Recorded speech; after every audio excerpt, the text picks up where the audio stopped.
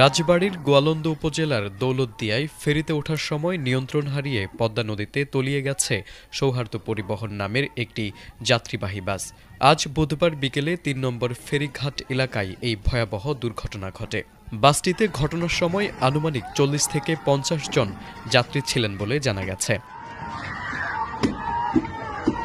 প্রত্যক্ষদর্শীদের বর্ণনা অনুযায়ী বাসটি ফেরিতে ওঠার মুহূর্তে চালক নিয়ন্ত্রণ হারিয়ে ফেললে মুহূর্তের মধ্যেই সেটি পদ্মা নদীতে পড়ে নিখোঁজ হয়।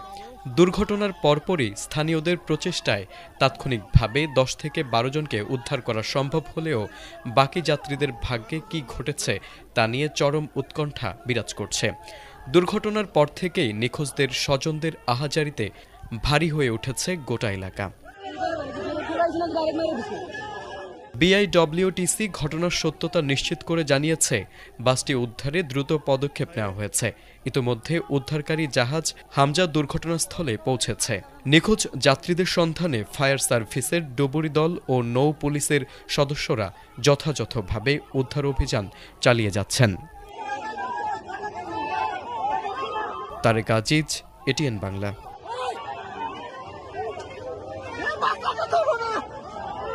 বহু মানুষ আছে তো বাসের ভিতরে।